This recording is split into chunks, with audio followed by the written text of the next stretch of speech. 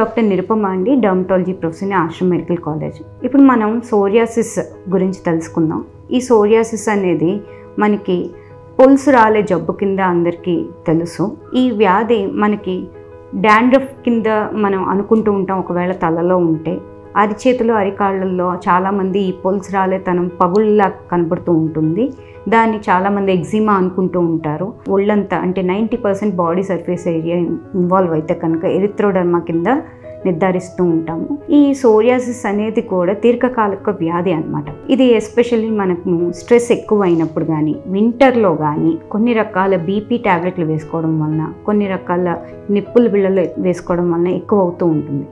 అలాంటి వ్యాధికి మనకి చక్కటి వైద్యాలు ఉన్నాయి మన ఆశ్రమ్ మెడికల్ కాలేజ్లో. ఏవైతే మనకి ఫోటోథెరపీ ద్వారా కానీ, మనకి పల్స్ థెరపీ అంటే దీనికి పువ్వా థెరపీ అంటే ఛాంబర్లో కానీ, స్పాట్ లైట్ కానీ, ప్యానల్ కానీ ఇలాగా, అంతేకాకుండా బయలాజికల్ ఇంజెక్షన్స్ సివియారిటీని బట్టి కూడా ఇస్తూ ఉంటాం.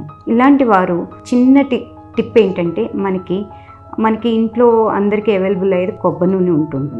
అది ఎంత ఎక్కువగా అప్లై చేసుకుంటే అంత ఉపయోగం ఉంటూ ఉంటుంది. సో ఇలాంటి చిన్న చిన్న టిప్స్ ద్వారా కూడా మనం ఈ వ్యాధిని కంట్రోల్లో ఉంచుకోవచ్చు. ఒక్కొక్కసారి జాయింట్స్ని కూడా ఎఫెక్ట్ చేస్తూ ఉంటుంది.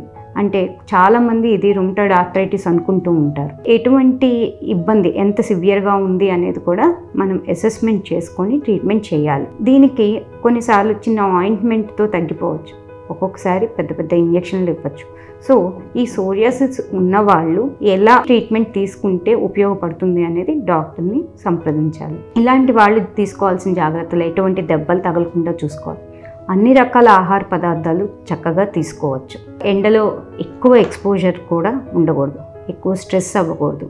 కుదిరినంత లైఫ్ బ్యాలెన్స్డ్గా లైఫ్ స్టైల్ పెట్టుకోవాలి, ఎక్సర్సైజ్ చేయాలి. ఇవన్నీ కూడా ఇలాంటి వ్యాధి ఉన్న వాళ్ళకి చాలా ఉపయోగపడుతూ ఉంటాయి. ఒక్కొక్కసారి సివియర్ అంటే ఏదో ఒక ట్రిగ్గరింగ్ ఫ్యాక్టర్ ఉండొచ్చు. అంటే కొన్నిసార్లు ఫీవర్ ఉండొచ్చు, కొన్నిసార్లు ఏమైనా మందులు ఉండొచ్చు. ఇలాంటి వాటితో ట్రిగ్గర్ అయితే వాళ్ళు ఒళ్ళంతా అంటే తల మొదలు కాలి వరకు వ్యాపించి ఉండొచ్చు. అలాంటి వారిని ఎరిథ్రోడర్మా కానీ ఎక్స్ఫోలియేటివ్ డర్మటైటిస్ అంటూ ఉంటాం. అలాంటి వారిని మటుకి మనం అడ్మిట్ చేసి ఇంజెక్షన్స్ పెట్టి ట్రీట్మెంట్ ఇవ్వాల్సి వస్తుంది. దగ్గర నెల రోజులు ఉండాల్సి వస్తుంది.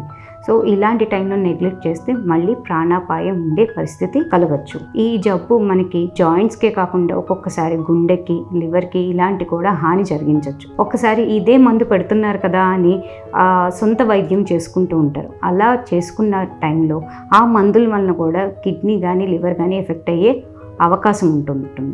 సో రెగ్యులర్ చెకప్స్ కంపల్సరీ అవసరం ఇలాంటి వ్యాధి ఉన్నవారికి.